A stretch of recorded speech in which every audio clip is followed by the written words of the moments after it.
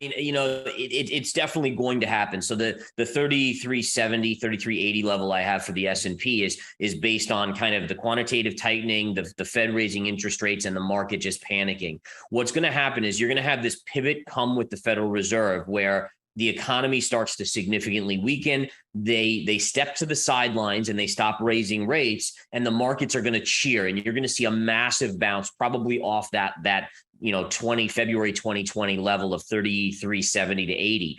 The problem that's going to be, and the next leg down that takes us to 3,000 or sub 3,000, is a few months later, we're going to realize how bad the recession is. And then we're going to turn to that Federal Reserve and say, Jerome Powell, come save the day. And the Fed is going to say, can't do anything, guys. We have inflation that's too high. And that realization, I mean, think about the addiction of the markets over the last 20 years to this. The Fed always bails us out. I mean, in 2018, the Fed just threatened to basically raise rates. The S&P and the NASDAQ dropped 20%, and the Fed quickly reversed and started printing money again. And that's the market that we've been in, where the Fed is like the parents always protecting the child. Well, guess what? The child is out of the house now. It can't be protected anymore. The market was just like a child learns from their parents. The market was doing what the parents were enabling it to do. I mean, the Fed is absolutely an enabler. And it's just unfortunate that all investors are going to have to pay the price. Well, markets, like children, aren't happy when their parents cut them off. So I think that's we're going to see more of this tantrum. They called it the taper tantrum back in 2013. That's exactly what's going on right now. All right, so Bitcoin and Ethereum. So let's revisit your Ethereum call first. First target is going to be back. So we are at a little bit of support per the chart. So you can see we bounced off these pivots right here. All right, and that's going to be a short-term little bounce. And then eventually we're heading back to basically just below 1,000, the double bottom. And then if I'm right that Bitcoin is headed to 12 to 13,000 and maybe even below, then I got to think that Ethereum could easily be headed down to 700, 600 area. And that's going to coincide with the 3,700 S&P? Yeah, so I think probably the 900 to 1,000 is the 3,700, and then the next leg lower in the S&P takes you down to that 600 to 700 level on Ethereum. I see. And for Bitcoin, let's take a look at your Bitcoin technicals. You had called for 11,000, 12 to 13,000 for your base case low end. Yeah, so you can see you're basically just hugging a little bit of support right here. If the dollar continues to strengthen and the Fed seems to want to make sure that it does, then you're going to break this 18 to 19,000 level, and your next stop is not really until that 12 to 13,000 level. That's my best case. That would be if everything works out and everything is fixed and so forth. Worst case, you have to look back to the .com era when Amazon dropped 95% during that collapse. And if that's what crypto's going through, you could be looking at a $3,500 worst case scenario target on Bitcoin. And you're buying with your hands and feet at $3,500, I assume. Well, so to be fair, I know enough from my career to know that I don't pick exact lows. Yeah. And so basically in the teens, I'll be already starting to accumulate all the way down below. So basically, you see 16,000, I'll pick up a tiny bit, 13, I'll pick up a little bit more, 10, all the way down there. And the idea there is I do believe that eventually Bitcoin's 100,000, 500,000. And so I'm not going to try to pick a bottom and miss it. Instead, I'll just dollar cost average in this lower range to build that core position. Okay. I did buy back down there. Absolutely. Yep. Absolutely. So again, I don't know if it would be called with both hands and feet at that point, but I certainly did pick some up. I guess the macro conditions turned even more bearish. So you updated your your allocation. And that's the thing. That's the thing that investors need to understand is that every time you get a new candle on the daily chart, it's a new piece of a puzzle. And a good technician is going to go and look and say, okay, does this change my thesis? Does this change anything? And really what we've seen is the Fed's gotten more hawkish. The economic outlook for me is even more bearish based on the Fed being more hawkish, and that you have to start lowering asset prices even more.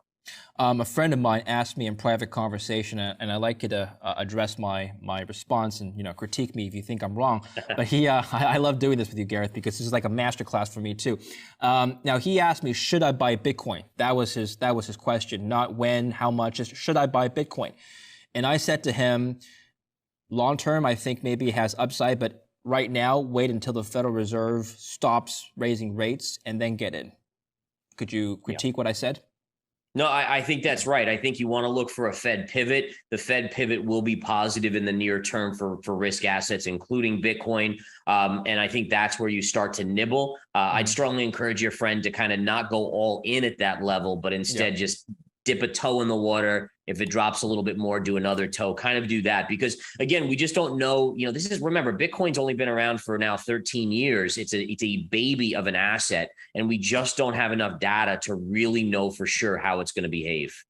All right. So last asset, gold. You did call for gold to be the best performing asset. The cleanest shirt in the dirty laundry basket is one might call it. Yeah. And it certainly has done that. I mean, not great performance, but not terrible either relative to everything else we talked about. What's next?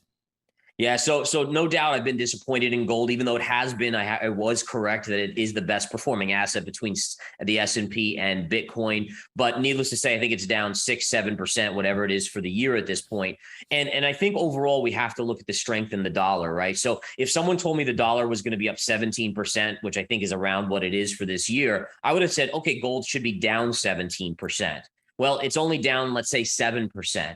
And because of that, I think that's showing relative strength. It doesn't make my portfolio happy to be involved in gold, but at least I guess I can look myself in the mirror and say, well, glad I wasn't all in Bitcoin with that money or in stocks. So I think overall, once you get a Fed pivot as well, once that dollar starts to come in, look for gold to really start to kick into gear. Also, if you happen to be trading gold in euros or yen, you're loving gold this year. It just happens to be because the dollar's strength that it's been underperforming.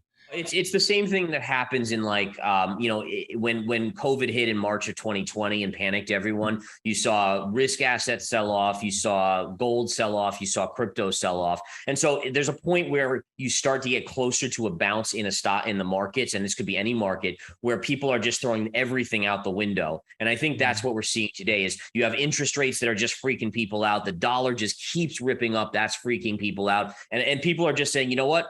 I'm exiting everything at this point, and I'll ask questions later. Now, we will probably see things like gold start to recuperate faster like we did during the COVID collapse, but that's what's happening right now. People are just panicked. This is the first day I'd say where I'm actually sensing that panic in investors, and that means we're getting closer to a technical bounce. Yeah, so here I will take up because I do think the dollar is extremely overbought. So I'll take up from here. But again, I don't necessarily know by how much. Could be 2% for all I know.